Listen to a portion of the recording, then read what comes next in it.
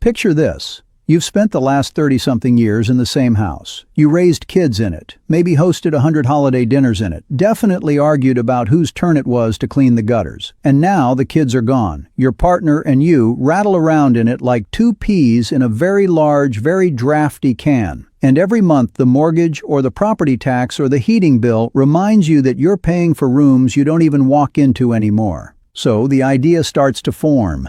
Downsize, simplify, cash out some of that equity, move somewhere smaller, free up money for travel or for just breathing. It sounds so clean when you say it out loud. And honestly, for a lot of people, it is the right call. But here's the part nobody really talks about.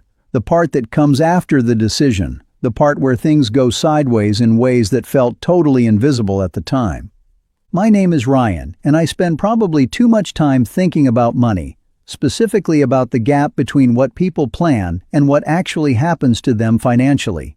Why some people make one well-timed move and it changes everything, and why others make a move that looked identical on paper and end up quietly stressed 5 years later.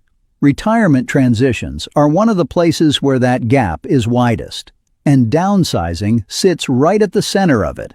What I want to do today is walk through 6 mistakes that come up again and again.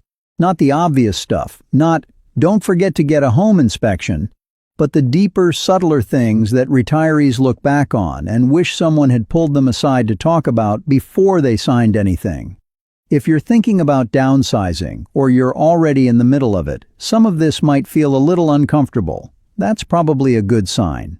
There's a strange emotional momentum that builds up in the first year of retirement. Suddenly, you have time, actual, sprawling, unstructured time, and it creates this pressure to do something with it, to make a move. And for a lot of retirees, that move is literally a move. Sell the house, relocate somewhere they've always romanticized, simplify the whole operation. The problem is that the first year of retirement is basically the worst time to make a permanent housing decision. Think about what's happening psychologically in that window. You've just lost your professional identity, your daily structure, your built-in social network from work, all at once. That's a massive amount of internal noise. And when you're in the middle of that kind of transition, it's really hard to know what you actually want versus what sounds appealing, because your old life suddenly feels foreign. I think about a couple. Let's call them Dennis and Carol. They retired within 6 months of each other, sold their home in the suburbs of a mid-sized Midwestern city, and relocated to a small coastal town in the Carolinas about 9 months after Dennis stopped working. It had been their dream. They'd vacationed there every summer for 12 years. They loved it. 2.5 years later, Carol was quietly devastated. Not because the town was bad. It was beautiful. But she'd had no idea how much of her identity and social life had been tied to the neighborhood they'd left, her book club, her walking group, her friendships of 15 years. Vacationing somewhere and living there are two completely different things, and she hadn't had the time in retirement to figure out who she actually was outside of work before she also left behind everything else that was familiar. The financial cost of reversing a housing decision, selling, buying again, moving twice, can easily eat up $40,000 to $80,000 or more when you factor in realtor commissions, closing costs, and moving expenses. That's a serious hit to a retirement portfolio. The conventional wisdom most financial planners offer is to give yourself at least a year, ideally 2, before making a permanent housing change. Rent in the new place first, if you can. Let the dust of the retirement transition settle a bit before you start layering on a geographic one. Here's one that surprises people almost every single time. They do the math on their current house, the taxes, the insurance, the maintenance, and they look at a smaller property and think, this is obviously cheaper. This is why we're doing this.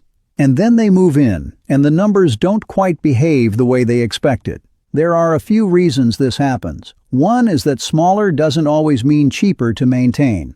Condos and townhomes, which are popular downsizing destinations, come with HOA fees that can run anywhere from a few hundred to over $1,000 a month.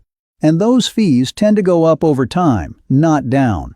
A lot of retirees don't factor that trajectory into their projections. They see today's number and assume it's roughly stable, Another issue is that moving into a smaller space often triggers a wave of spending that people genuinely didn't anticipate. The new place has a different layout, different dimensions. Suddenly half your furniture doesn't fit or looks wrong. You end up buying new pieces. The kitchen is updated and suddenly your old cookware looks embarrassing. You want to make it feel like home, which is completely human, and that process costs money.